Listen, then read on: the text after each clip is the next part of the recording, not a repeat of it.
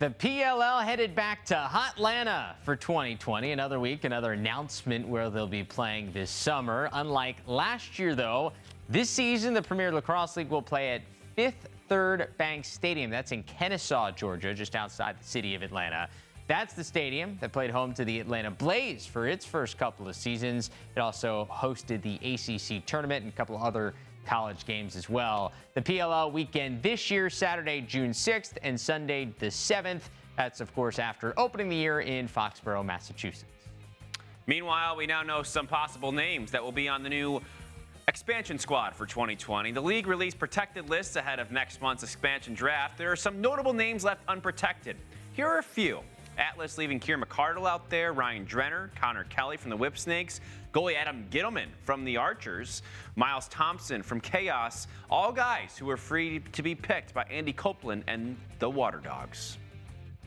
So for more, let's bring in our analyst Chris Marshall to talk about some of these guys left unprotected.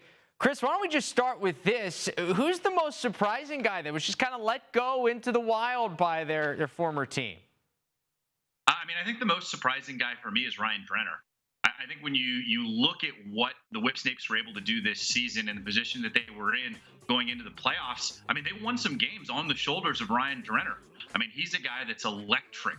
He was the direct result of them winning games early in the season with all of his late game heroics. I know he's not a Terp, but he's in the greater Baltimore area from a Towson alumni standpoint. But he was the guy that I think I was most surprised to see out of anybody on those unprotected lists.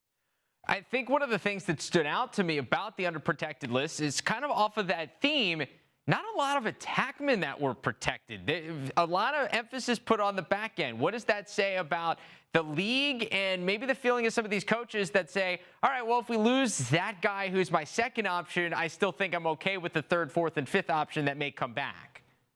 Well, I think it's getting a lot more midfield heavy. You like those two guys, the two-way guys rather. And I think with the field smaller, obviously the short shot clock, you got to get up and get down the field. You're not able to get guys on and off as quickly as possible. So I think the premium for those midfield players who can go both ways is something that's hugely important. And I think you look at some of those guys, like Romar Dennis is a guy that jumps off the page at me. Ipe is another guy who's obviously a super burner type player. And I think when you look at those kind of players, I'm surprised Romar Dennis wasn't protected because he seems like the kind of future of the league type player who's big, strong, athletic, can shoot from outside, can play defense. And that's, I think, the way that this league is going. It's going back to those two-way guys. Ryan Conrad, another guy that I would love to have on my team. And I think when you look at these rosters and who's unprotected, I think a guy like Brody Merrill really sticks out to me as well. He's obviously a guy that's closer to the end than the beginning of his career, but I think you have to install a culture when you have a brand new team.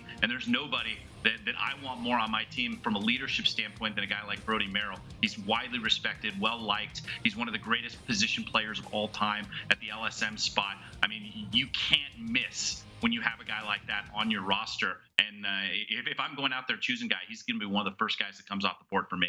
Yeah, there's certainly a bunch of those guys out there. You mentioned Merrill, Ipe, guys that when you only have 11 guys to protect, you have to let somebody go. And I think there's some teams that are hoping that maybe the Waterdogs don't take some of their guys and then they come trickling back. If you're Andy Copeland sitting there looking at this list and trying to figure out who's going to be a Waterdog, who's the guy that's a lock? He is going to be a Waterdog when this expansion draft happens. I think that guy's Connor Kelly. I think when you look at the way the league is going, he's a guy that's extremely versatile. You can put him on attack. You can put him in the midfield. He can play defense.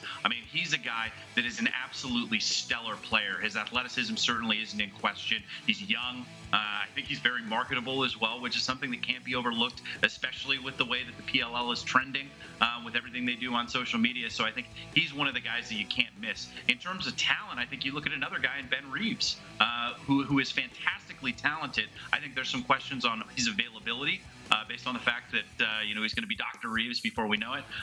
But he's another guy that'd be high on my list. I think the best goalie available is Adam Gittleman.